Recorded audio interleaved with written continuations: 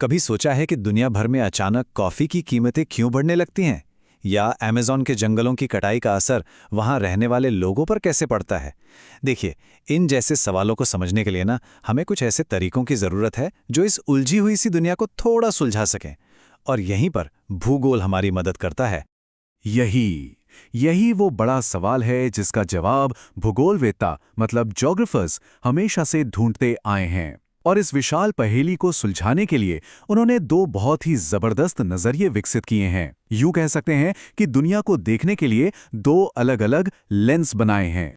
देखिए, भूगोल सिर्फ पहाड़ों और नदियों के बारे में नहीं है। ये तो अर्थशास्त्र, इतिहास, जलवायु विज्ञान और ना जाने कितने ही विषयों से गहराई से जुड़ा हुआ है। और सच कहूं तो इसी जटिलता की वजह से हमें इसे समझने के लिए कुछ व्यवस्थित तरीकों की जरूरत पड़ती है। तो चलिए पहले लेंस को जरा फोकस में लाते हैं। इसे कहते हैं क्रमबद्ध भूगोल यानी कि सिस्टमैटिक ज्योग्राफी। और ये दुनिया को देखने का एक बहुत ही खास तरीका है। इसका मतलब बहुत सीधा है। इसे ऐसे समझिए कि आप कोई एक विषय चुनते हैं, मान लीजिए ज्वालामुखी, और फिर आप दुनिया भर में सिर्फ ज्वालामुखियों का ही अध्ययन करते हैं, इटली के माउंट वेसुवियस से लेकर जापान के माउंट फूजी तक। मतलब विषय एक ही रहता है, बस जगहें बदलती रहती हैं। तो इस नजरिए की खासियत क्या है? पहली बात, ये किसी एक विषय का एक समाकलित मतलब एक इंटीग्रेटेड व्यू देता है। यानी अलग अलग जगहों की जानकारी को एक साथ लाकर एक बड़ी तस्वीर बनाता है। इसका काम है तथ्यों को खोजना और उनके आधार पर वर्गीकरण करना, जैसे कि पूरी दुनिया को अलग अलग जलवायु क्षेत्रों में बांट देना। और हाँ, एक बहुत जरूरी बात, क्रमबद्ध भूगोल अपने विश्लेषण के लिए अक्सर राजनीतिक इकाइयों पर निर्भर करता है। मतलब इंसानों द्वारा बनाई गई सीमाएं, जैसे कि देश और राज्य, यही इसके विश्लेषण का आधार होता है। चलिए अब अपना नजरिया बदलते हैं और दूसरे लेंस से दुनिया को देखते हैं।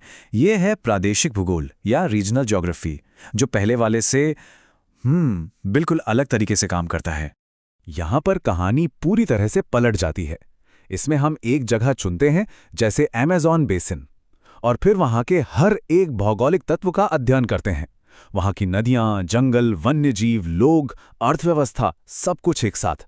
यहां जगह एक ही रहती है और हम उसके सभी पहलुओं को देखते हैं। ये नज़रिया किसी भी जगह का एक एकाकी यानी यूनिक व्यू देता है, क्योंकि हर जगह अपने आप में खास होती है ना? इसका मुख्य जोर ये समझने पर होता है कि किसी एक जगह पर इंसान और पर्यावरण एक दूसरे से कैसे जुड़े हैं। और इसी गहरे अध्ययन से क्षेत्रों की सीमाएं तय होती हैं, जिसे प्रादेशिकरण कहते हैं। और यहीं पर क्रमबद्ध भूगोल से इसका सबसे बड़ा फर्क सामने आता है।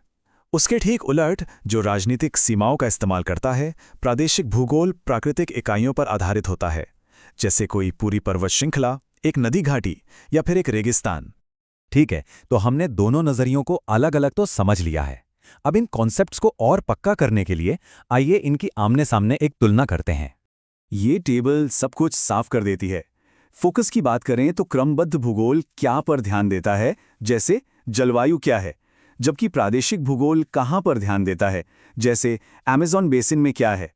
दृष्टिकोण, क्रमबद्ध एक विषय को कई जगहों पर जोड़कर देखता है, जबकि प्रादेशिक एक ही जगह की खासियत को देखता है। आधार, क्रमबद्ध के लिए आधार हैं देश राज्य, तो प्रादेशिक के लिए पहाड़ नदियां। और अंत में परिणाम, क्रमबद्ध से हमें तथ्य और वर्गीकरण मिलते हैं, जबकि प्रादेशिक से हमें मानव और प्रकृति के बीच का गहरा रिश्ता समझ आता है। तो सवाल यह है कि इन दो अलग अलग नज़रियों को समझना आखिर इतना ज़रूरी क्यों है? क्योंकि ये हमें दुनिया को और भी बेहतर और पूरी तरह से देखने में मदद करता है। तो सबसे ज़रूरी बात यह है कि ये दोनों नज़रिए एक दूसरे के विरोधी नहीं हैं, बल्कि ये साथी हैं। ये कुछ दूरबीन इस्तेमाल करने जैसा है। आपको एक साफ और पूरी तस्वीर देखने के लिए दोनों आंखों यानी दोनों लेंसों की ज़रूरत होती है। एक लेंस से हमें पैटर्न दिखते हैं, तो दूसरे से किसी जगह की अपनी कहानी समझ आती है। तो अगली बार जब कोई खबर पढ़ें या अपने आसपास की दुनिया को देखें, तो एक पल के लिए रुकें और सोचें, क्या यहाँ एक क्रमबद्ध लेंस का इस्तेमाल हो रहा है जो दुनिया भर के पैटर्न को देख रहा है, या फिर एक प्रादेशिक लेंस का जो किसी एक जगह की खासियत पर ध्यान दे रहा है? जवाब शायद आपको हैरान कर दे।